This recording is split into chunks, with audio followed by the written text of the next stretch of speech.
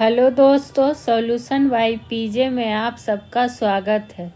चलिए GK GS का top प्रश्नों की शुरुआत करते हैं और बढ़ेंगे बीपीएससी टीआरई 4.0 के लिए पहले प्रश्न की ओर। निम्नलिखित में से किस विटामिन में कोबाल्ट होता है? ये विटामिन से संबंधित प्रश्न है और जिस विटामिन में कोबाल्ट होता है वो होता है विटामिन B12।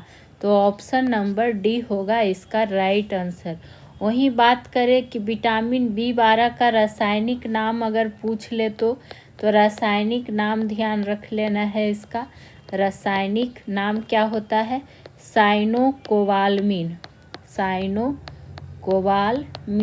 और सबसे ज़्यादा जो विटामिन का रासायनिक नाम पूछा गया है ये विटामिन B12 का पूछा गया है और विटामिन B2 का बहुत बार रिपीट हुआ है, तो इसलिए ऐसे प्रश्नों को ध्यान जरूर रखना है। वही बात करेंगे विटामिन B12 की कमी से रोग कौन कौन सा हो जाता है। तो इसकी कमी से जो रोग हो सकता है वो क्या होता है? एनीमिया और एक रोग होता है क्या? पांडु रोग। कौन सा रोग? तो पांडु रोग हो जाता है विटामिन B12 की कमी से। वहीं अगर विटामिन क्या कहता है B6 का बात करें तो इसका रासायनिक नाम क्या होता है? तो इसका रासायनिक नाम होता है पायराडॉक्सिन। क्या हो जाएगा? पायराडॉक्सिन इसका रासायनिक नाम। और इसकी कमी से जो होता है त्वचा संबंधी रोग। किसकी कमी से? तो विटामिन B6 की कमी से त्वचा संबंधी रोग। वहीं बात करेंगे विटामिन B2 का, जिसका रासायनिक नाम अगर आपसे पूछे तो, जो कि काफ़ी बार पूछा भी गया है, तो विटामिन B2 का रासायनिक नाम होता है राइबोफ्लोविन। और इसकी कमी से आँखों का लाल होना, जीभ में छाला पड़ना, यह सब विटामिन B2 की कमी से होता है। वहीं विटामिन B की अगर बात कर लें तो इसका रासायनिक नाम पहले क्या होता है? थायमीन। और जो रोग होता है वो होता है बेरी रोग। कौन सा रोग? तो बेरी रोग। तो ये चारों का जान गए कि क्या इसका रासायनिक नाम होता है और इससे कौन सा रोग होता है इसकी कमी से। ठीक, तो ये सब आपको ध्यान में रख लेना। वहीं विटामिन का नामकरण किसने किया था? तो याद रखिएगा फंक ने किया था। किसने किया था? तो फंक ने किया था। जल में घुलनशील विटामिन पूछा जाता है कि जल में घुलनशील विटामिन कौन कौन से हैं। तो जब पूछे जल में घुलनशील विटामिन तो हो जाएगा विटामिन B और कौन हो जाएगा? Vitamin C। वहीं अगर पूछे कि वसा में घुलनशील विटामिन, तो वसा में जब घुलनशील विटामिन पूछेगा तो vitamin A, vitamin D, vitamin E और विटामिन K। और ये दोनों प्रश्न भी काफ़ी बार रिपीटेड है। तो देखिए एक प्रश्न में हम लोग कितने सारे प्रश्नों का सॉल्यूशन जान गए। बढ़ जाएंगे दूसरे प्रश्न की ओर। निम्नांकित में से प्राचीन काल में किस वंश के द्वारा सीसा का सिक्का भी चलाया गया था? तो ये जो वंश था कौन सा हो जाएगा? सातवाहन वंश। तो ऑप्शन नंबर डी। वही बात करें कि और क्या जान सकते हैं, चूँकि जो सीसा का सिक्का था वो सातवाहनों का क्या था? एक मुख्य विशेषता के रूप में जाना जाता था। किस रूप में? तो एक मुख्य विशेषता के रूप में सीसा का सिक्का को जाना जाता था। वही बात करें कि सातवाहनों को पुराणों में क्या कहा गया है, ये पूछ लिया जाता है। तो सातवाहनों को पुराणों में क्या कहा गया है? इसे कहा गया है आंध्रभृतीय। क्या कहा गया है? तो आंध्रभृतीय। और ये जो आपको पॉइंट नोट डाउन किया जा रहा है उसको आपको भी लिखते हुए चलना है ताकि आपका नोट भी अच्छे से तैयार किया जाए। वही बात करें कि जो सीसा का सिक्का था वो किसी अन्य राजवंश द्वारा नहीं चलाया गया था। और भूमि दान देने की प्रथा, क्या पूछता है कि भूमि दान देने की प्रथा भारत में शुरुआत कौन किया था? तो सातवाहन वंश ही किया था। कि भारत में प्रारंभ किसने किया था, तो सातवाहन वंश ने। तो ये पॉइंट भी आपको, हालांकि इसके द्वारा, सातवाहन वंश के द्वारा चांदी का, प्रोटीन का, तांबा का और सिक्का भी क्या हुआ था, तांबा का सिक्का भी जारी किया गया था। तो ये सब छोटा छोटा पॉइंट है, लेकिन आपको नोट डाउन जरूर करना है। और इसके जो शासक थे, सातवाहन वंश के शासक, ये ब्राह्मण जाति से संबंध थे। तो ये भी पूछ देता है कि किस जाति से संबंध थे, तो ब्राह्मण जाति से। बढ़ेंगे अगले प्रश्न की ओर, जो कि है हमारा तीसरा नंबर प्रश्न। बिहार में परमानेंट सेटलमेंट लागू करने का क्या कारण था, ये हमसे पूछा गया है। तो ये जो कारण था क्या, कि भू राजस्व का राजस्व निर्णय करना। तो ऑप्शन नंबर सी होगा इसका राइट आंसर। वही बात करें, चूँकि परमानेंट सेटलमेंट के अंतर्गत ईस्ट इंडिया कंपनी और बंगाल के, इस तरह से लिख सकते हैं कि ईस्ट इंडिया कंपनी और किसके बीच, बंगाल के जमींदारों के बीच कर वसूलने से संबंधित एक अस्थायी व्यवस्था हेतु समझौता हुआ था। परमानेंट का मतलब क्या होता है, अस्थायी, सेटलमेंट यानी कि समझौता। तो ही किसके बीच हुआ था, ये आपको ध्यान में रख लेना है। वहीं आप लोग जानते ही होंगे एक अस्थायी बंदोबस्त भी होता है, और कई बार पूछा भी गया है कि अस्थायी बंदोबस्त का जनक के रूप में किसे जाना जाता है, तो लॉर्ड कॉर्नवालिस को।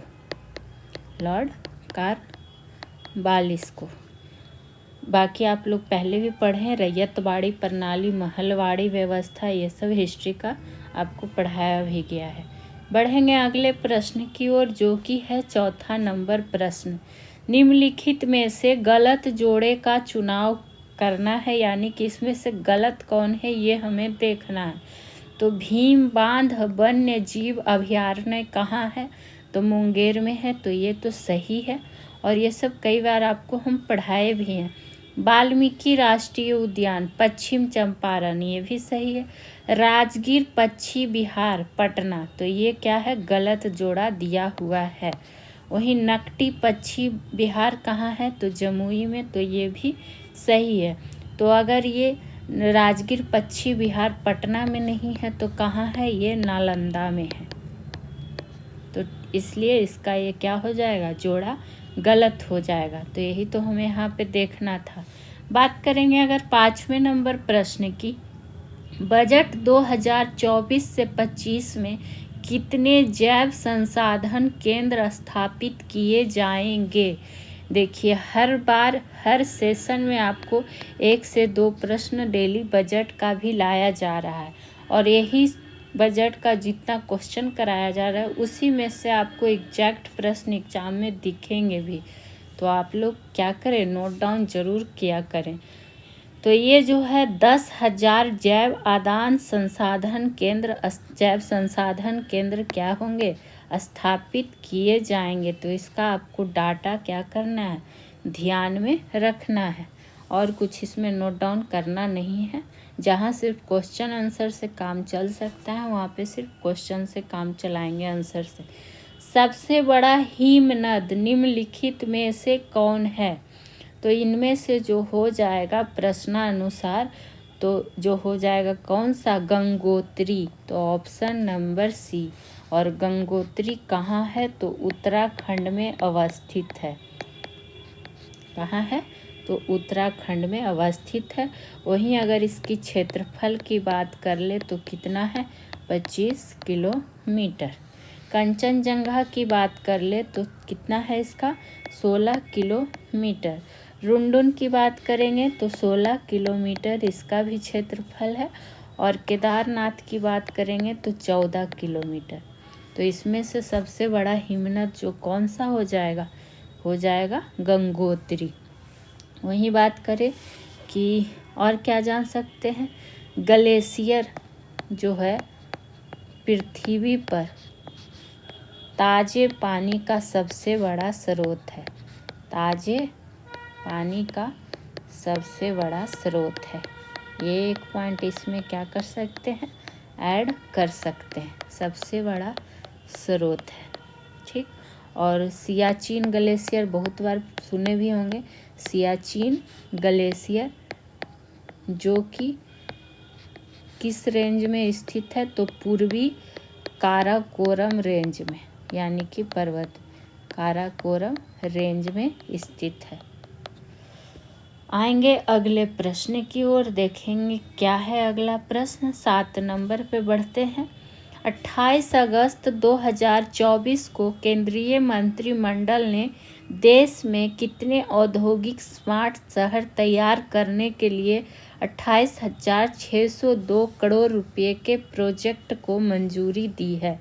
और ये सब डाटा देखिए हमेशा करोड़ रुपए में ही रहता है, तो ये डेट भी ध्यान रखना है और ये डाटा भी आपको ध्यान रखना है।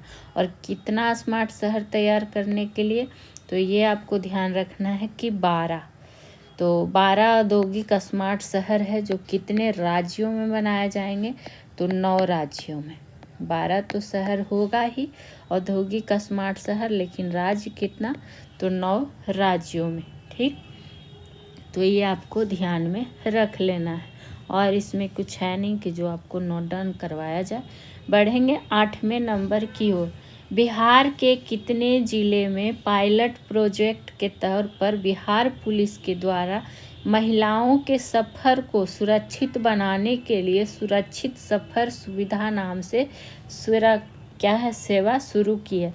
ये सब ऐसा प्रश्न है ना कि इसका आंसर ही क्वेश्चन आंसर ही अपने आप में इम्पॉर्टेंट है और ये सब करेंट का है, बिहार करेंट अफेयर की दृष्टि से महत्वपूर्ण है। तो ये हो जाएगा क्या हो जाएगा, बिहार के 6 जिला में। तो ऑप्शन नंबर ए हो जाएगा राइट आंसर इसका। और ये है जो 5 सितंबर, कब, इस तरह से लिख सकते हैं कि 5 सितंबर 2024 से पायलट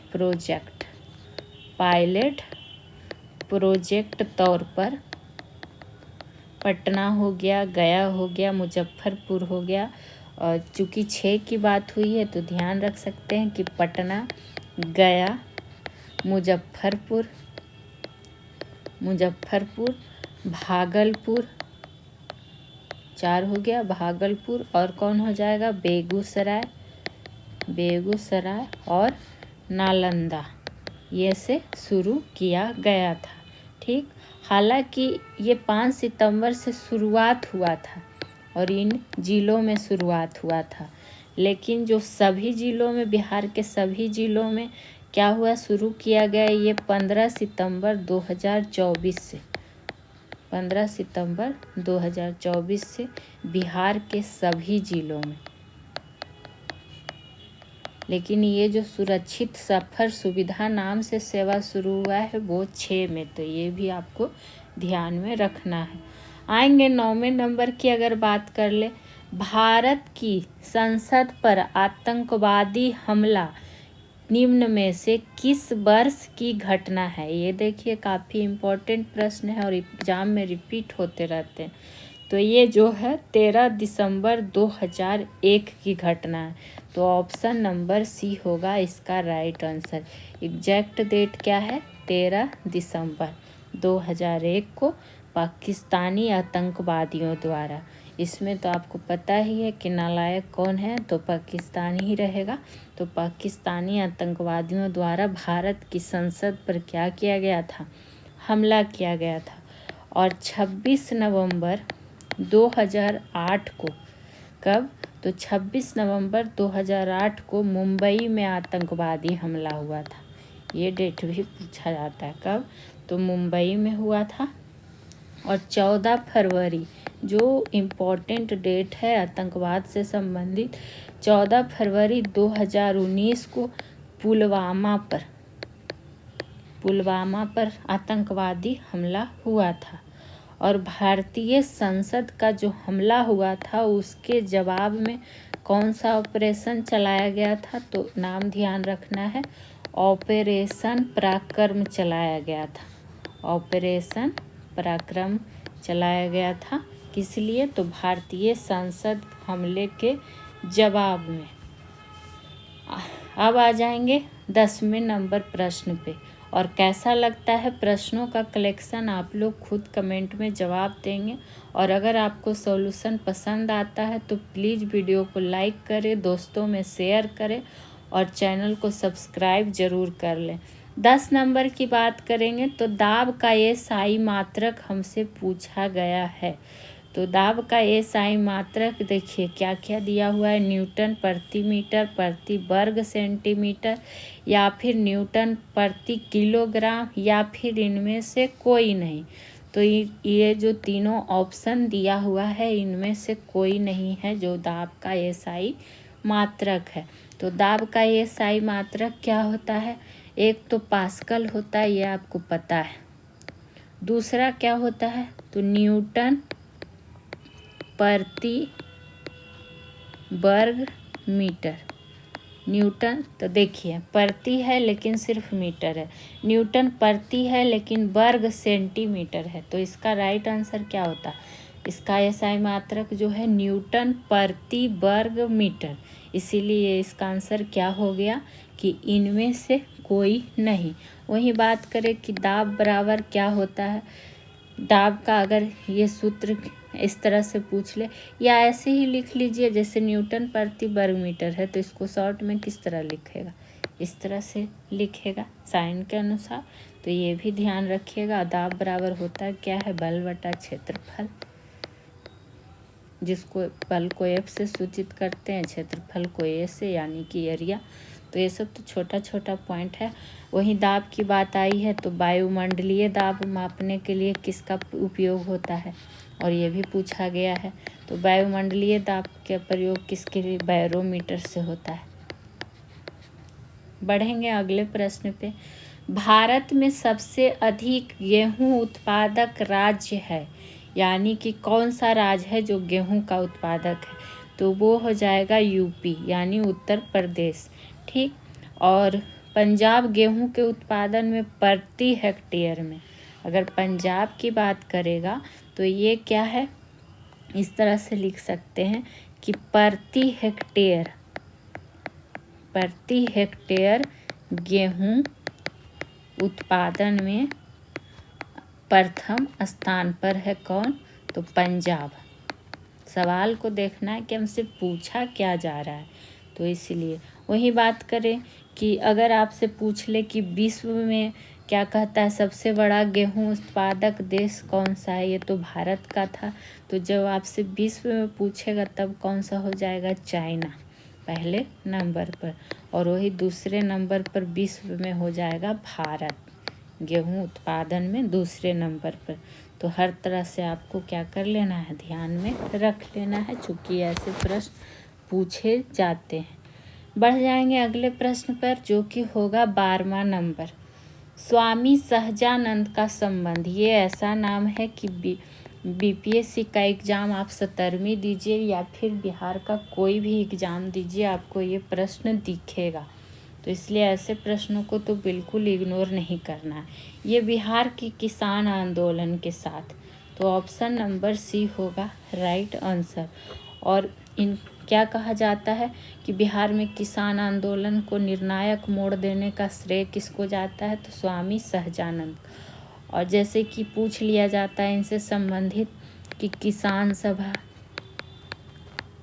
जो कि 1928 में, फिर आता है क्या? बिहार प्रांतीय किसान सभा, बिहार प्रांतीय किसान सभा जो कि 1929 में।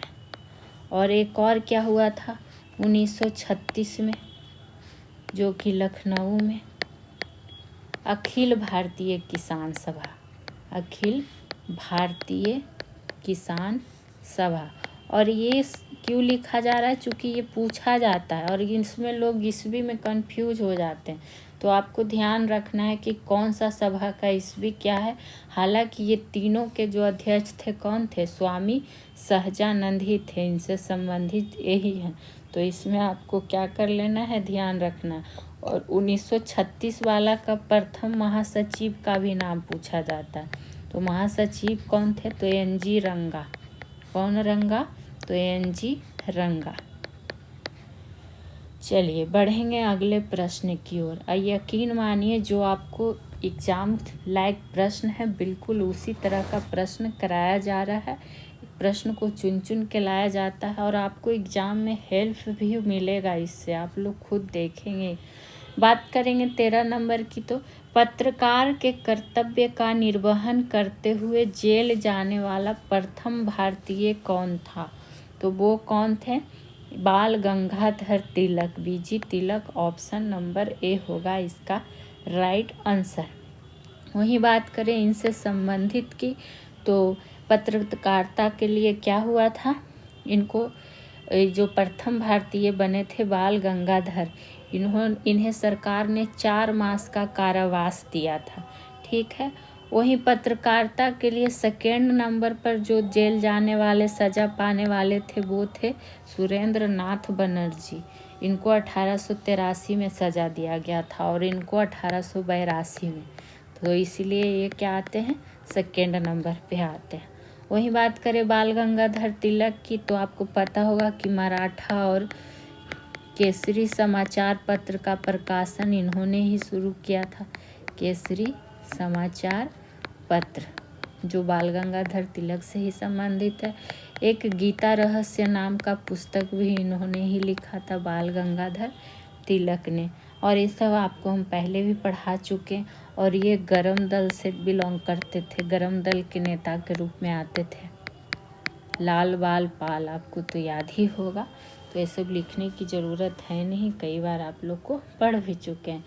आएंगे अगले प्रश्न पे, देखेंगे अगला प्रश्न क्या है। और आपको दिख रहा होगा कि सारे विषय के जीके जीएस शामिल किए जाते हैं। तो अगर आपको अच्छा लगता है तो ज़रूर चैनल को सब्सक्राइब कर लेंगे। और आपका अगर कोई सुझाव कमेंट हो इस सेशन से संबंधित तो कमेंट सेक्शन में कमेंट कर सकते हैं। बारिंद्र कुमार घोष के क्रियाकलापों ने एक गुप्त क्रांतिकारी संगठन को बंगाल में जन्म दिया था। यानी कि ये किस समिति का बात कर रहा है? तो ये जो हो जाएगा अनुशीलन समिति, ऑप्शन नंबर ए। तो ये क्या है, कौन सा गुप्त क्रांतिकारी संगठन को बंगाल में जन्म दिया? तो अनुशीलन समिति किससे? बारिंद्र कुमार घोष, और साथ ही में इनमें जो शामिल थे भूपेंद्र नाथ दत्त भी, भूपेंद्र नाथ दत्त ये भी क्या थे, इसमें शामिल थे। तो इसको ध्यान रख लेना है। और बारिंद्र कुमार घोष की बात आई है तो इनका एक पुस्तक है जो पूछा जाता है क्या, तो भवानी मंदिर पुस्तक, कि भवानी मंदिर पुस्तक की रचना किसने की थी? तो बारिंद्र कुमार घोष ने। और अनुशीलन समिति के द्वारा क्या हुआ था, युगांतर क्रांतिकारी समाचार पत्र निकाला गया था। आप खुद देखिए कि एक प्रश्न से और कितनी सारी जानकारी हमें मिल जाती है। वही बात करें, पूछे कि ढाका अनुशीलन समिति, ढाका अनुशीलन समिति जिसका स्थापना कब हुआ था? तो 1902 में हुआ था। ये भी आपको ध्यान रख लेना है। और कौन सा समिति, एक ध्यान रखिएगा, अभिनव भारत का स्थापना पूछता है जो कि 1904 में हुआ था। ठीक, आएंगे अगले प्रश्न की ओर जो कि होगा 15 नंबर प्रश्न। और इसका पीडीएफ चाहिए तो टेलीग्राम ग्रुप से भी आप लोग जुड़ सकते हैं। और आपको टॉपिक वाइज भी सेशन करवाया गया है, सब्जेक्ट वाइज भी कराया गया है। तो आप लोग पुराना वीडियो भी जाके प्लेलिस्ट बना हुआ है, एक बार जाके पूरा वीडियो ज़रूर देखें। निम्न में से कौन सा सूफी सिलसिला बिहार में सर्वाधिक महत्वपूर्ण रहा? तो इनमें से जो हो जाएगा कौन सा, फिरदौसी सिलसिला। तो ऑप्शन नंबर बी। हालांकि सर्वप्रथम अगर आपसे पूछे कि बिहार में सर्वप्रथम किस सिलसिला का आगमन हुआ था, तो उसका जो आगमन हुआ था चिश्ती सिलसिला का। तो ये ध्यान रखना है कि बिहार में सर्वप्रथम आगमन हुआ था चिश्ती सिलसिला का। लेकिन जो बिहार में सर्वाधिक महत्वपूर्ण रहा वो फिरदौसी सिलसिला। वही बात करें कि बिहार आने वाले प्रथम सूफी संत कौन थे? तो बिहार आने वाले प्रथम सूफी संत कौन हो जाएंगे? उनका नाम पूछा जाता है तो शाह महमूद बिहारी। कौन हो जाएगा? शाह महमूद बिहारी। ठीक, तो इसका क्या करना है, ध्यान आपको रख लेना। वही फिरदौसी सिलसिला का बात आया है तो इसमें पूछे कि भारत में सर्वाधिक महत्वपूर्ण संत, भारत में सर्वाधिक महत्वपूर्ण संत किस सिलसिला का? तो फिरदौसी सिलसिला का। तो नाम क्या था? मखदूम सफरुद्दीन मनेरी। नोट डाउन जरूर कीजिएगा, आपको एग्ज़ाम के टाइम रिवीजन में काफ़ी आसानी होगा, इसीलिए आपको बोलते हैं कि नोट डाउन जरूर कीजिएगा। और भारत का सबसे पुराना चिश्ती सिलसिला कौन हो जाएगा? चिश्ती सिलसिला। ये ध्यान रखना, चूँकि ये सर्वप्रथम आगमन हुआ था इसलिए। आएंगे 16 नंबर प्रश्न की ओर, देखेंगे 16 नंबर प्रश्न में क्या है। तो 16 नंबर की बात आ गई है संविधान सभा से। भारत के संविधान के निर्माण में संविधान सभा को कितना समय लगा? और संविधान सभा को आपको हम पूरे डिटेल में पढ़ा चुके हैं पॉलिटी सेशन में, टॉपिक वाइज में। तो आप लोग एक बार प्लेलिस्ट जाके देखें तो ये जो टाइम लगा था कब? 2 वर्ष 11 माह 18 दिन। तो ऑप्शन नंबर ए होगा इसका राइट आंसर। और लगभग कितने रुपये खर्च हुए थे ये डाटा भी पूछता है, तो लगभग 64 लाख रुपये खर्च किए गए थे। वहीं बात करें कि संविधान सभा का गठन 1946 में हुआ था, ये तो आपको पता भी है। और किसकी संस्तुति पे हुआ था? तो कैबिनेट मिशन के तहत, कैबिनेट मिशन के तहत हुआ था। और संविधान सभा की पहली बैठक जो हुई थी, पहली बैठक 9 दिसंबर 1946 को हुई थी। ये सब चीज़ आपको कई बार बता चुके हैं, तो इसलिए इसको ज़्यादा डिटेल में लिखेंगे नहीं। आप लोग रिवीजन करते हुए चले और पूरा क्लास किया करें, क्योंकि शुरू से क्लास करेंगे तो आपको ज़्यादा समझ में आएगा। वही अगर इसका अंतिम बैठक पूछे, क्योंकि या तो पहला या फिर अंतिम ही ज़्यादा पूछा जाता है, तो 24 जनवरी 1950, जिस पर 284 सदस्य ने क्या किया था? हस्ताक्षर किया था। क्या किया था? हस्ताक्षर किया था।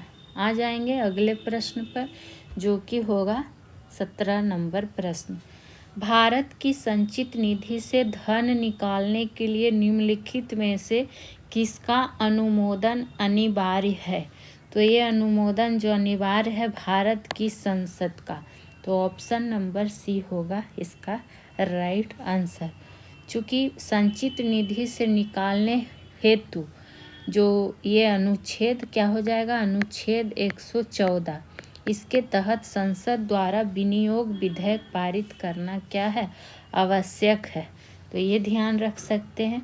वहीं भारतीय संविधान का जो अनुच्छेद 112 है, उसके अंतर्गत बजट संसद में पारित किया गया है, उसका उल्लेख है। वार्षिक वितरण भवन और बजट है जो संसद द्वारा पारित होने के बाद विनियोग विधेयक पेश कर सकता है। तो इसमें ज़्यादा कुछ लिखना नहीं है, बढ़ जाएंगे 18वें नंबर प्रश्न की ओर। और यकीन मानिए आपको बहुत ही अच्छे प्रश्नों का कलेक्शन दिया जा रहा है, तो आप लोग से बस रिक्वेस्ट रहेगा कि जितना हो सके सपोर्ट करें। और आप लोग को रेगुलर सेशन इसी तरह से फुल डिटेल के साथ मिलता रहेगा।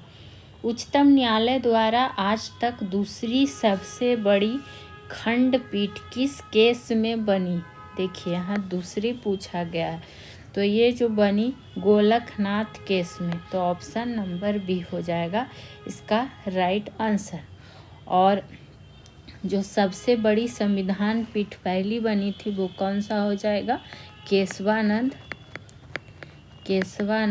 भारती बनाम केरल राज्य। ये सब काफ़ी बार आपको क्या कर चुके हैं, बना चुके हैं और बता चुके हैं। गोलकनाथ बनाम कौन सा राज्य था? पंजाब राज्य, जो कि दूसरी सबसे बड़ी खंडपीठ इसी केस में बनी थी। और इसमें कुल न्यायाधीशों की जो संख्या थी गोलकनाथ केसों में कुल न्यायाधीशों की संख्या की अगर बात कर ले तो कितनी थी? 11। तो क्या पता आपसे क्या पूछ दे, तो आपको हर रूप में ध्यान रख के चलना है और पढ़ना है, अपनी तैयारी को बेहतर बना के चलना है। बढ़ जाएंगे अगले प्रश्न पे, देखेंगे। और अगले प्रश्न पे जाने से पहले आप लोग को पता है कि यहाँ आपको डेली 3 प्रश्न पूछे जाते हैं किसी एक विषय का सब्जेक्ट अल्टरनेट करके। तो आज का जो सब्जेक्ट आपसे पूछा जाएगा वो है पॉलिटी का। और पॉलिटी का पहला प्रश्न रहेगा आपके लिए कि समान नागरिक संहिता, जो आपको हम अच्छे से डिटेल में पढ़ा चुके हैं, वही रिवीजन के लिए पूछा जाता है। समान नागरिक संहिता का प्रावधान किस अनुच्छेद के तहत है, ये आपको बताना है। और प्लीज़ सारे लोग जवाब दिया करें। वहीं दूसरे प्रश्न की बात करें तो दूसरा है कि भारत का महान्यायवादी की नियुक्ति कौन करता है? जो लोग रेगुलर सेशन अटेंड करते होंगे उनको अच्छे से जानकारी होगी कि हम पढ़ाए हैं या नहीं। बाकी जो लोग नए लोग देखते हैं उनसे रिक्वेस्ट रहेगा कि पुराना वीडियो भी देख लें। राज्यसभा सदस्य का कार्यकाल राज्यसभा सदस्य का कार्यकाल कितने वर्ष का होता है, ये आपको बताना। तो आज का रहा ये पॉलिटी का 3 प्रश्न आपके लिए। और इसके पहले जो आपसे पूछा गया था करेंट अफेयर का 3 प्रश्न, उसका आंसर बता देते हैं। तो पहला प्रश्न आपसे पूछे थे कि भारत का पहला सौर शहर कौन बना है, तो वो हो जाएगा सौर शहर कौन? सांची। दूसरा आपसे पूछे थे कि संयुक्त राष्ट्र ने किस देश को ब्लैक लिस्ट कर दिया है, तो वो हो जाएगा इजराइल। और तीसरा जो प्रश्न आपसे पूछा गया था कि भारतीय रेलवे ने कब तक शुद्ध शून्य कार्बन उत्सर्जक बनने का लक्ष्य रखा है, तो 2030 तक। तो ये हो गया क्या? Question answer. अब बढ़ जाएंगे 19वें नंबर प्रश्न की ओर और देखेंगे कि 19वां नंबर प्रश्न क्या पूछा गया है। क्या है? ज्वालामुखी पर्वत। ठीक, तो ज्वालामुखी पर्वत माउंट सेंट हेलेंस क्या मतलब कि कहाँ स्थित है, आपसे यही पूछा गया है। और कई बार तो ऐसा प्रश्न होता है ना कि हम आपको पढ़ा चुके हैं, फिर भी रिपीट होता है, आप लोग फिर भी नहीं याद करते हैं। ये हो जाएगा संयुक्त राज्य अमेरिका। तो ऑप्शन नंबर ए होगा इसका राइट आंसर। वहीं बात करें कि माउंट सेंट हेलेंस को और क्या नियम नाम से जाना जाता है, तो Mount Fuji of America. Mount Fuji of America. तो ये आपको क्या करना है, ध्यान में बस रख लेना है। और इसमें कुछ नहीं, ठीक है, बस इसका लोकेशन ध्यान रखिए, एक अदर नाम ध्यान रखिए। जहाँ लगता है कि ढेर सारा नोट डाउन कराना है, हम आपको खुद कराते हैं। वहीं बात करेंगे, फिर से आ गया है, देखिए चालू वित्तीय वर्ष से संबंधित प्रश्न, जिसमें क्या पूछा गया है। तो इसमें पूछा गया है कि विश्व बैंक ने चालू वित्तीय वर्ष 2024-25 में भारत की विकास दर का अनुपात 6.6% से बढ़ाकर कितनी कर दी है। और ऐसे प्रश्न एग्जाम में आपको दिखेंगे, तो ये कर दिया है 7%। तो ऑप्शन नंबर डी होगा इसका राइट आंसर। इसको आप ज़रूर ध्यान रखिएगा। वहीं बात करें कि विश्व बैंक के अनुसार, विश्व बैंक के अकॉर्डिंग 2025 से 26 और 2026 से 27 में भारतीय अर्थव्यवस्था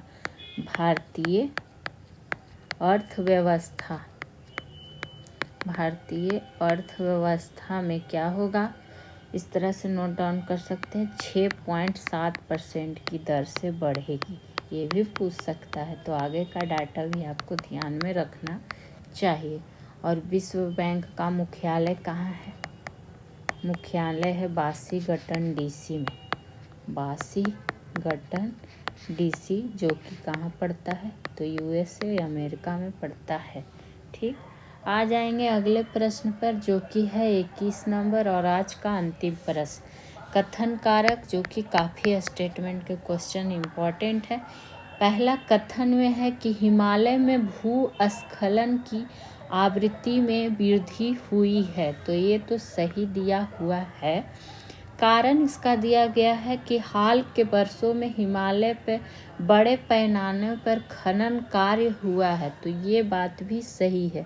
तो जब सही है और हमसे यहाँ सही ही पूछा जा रहा है, तो ए और आर दोनों सही है, और आर जो है ए की सही व्याख्या है, तो ऑप्शन नंबर ए होगा राइट आंसर।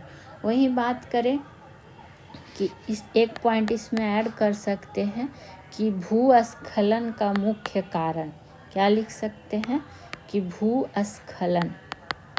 भूस्खलन का अगर आपसे पूछे कि मुख्य कारण, चूँकि वृद्धि हो रहा है आवृत्ति में इसका, तो मुख्य कारण क्या है कि आधुनिकता के दौड़ में प्राकृतिक संसाधनों का दोहन करना, प्राकृतिक संसाधनों का दोहन हो रहा है बहुत ज़्यादा, इसलिए ज़्यादा भूस्खलन भी हो रहा है, तो ये तो इसका कारण हुआ। और 16 जून 2013 को केदारनाथ में, कहाँ, तो केदारनाथ में भयानक भूस्खलन हुआ था। न्यूज़ आप लोग देखते ही होंगे, तो ये सब आपको क्या करना है, ध्यान रखना है। बस, तो आज के सेशन में इतना ही, फिर मिलेंगे अगले सेशन में टॉप प्रश्नों का कलेक्शन लेके। तो थैंक यू।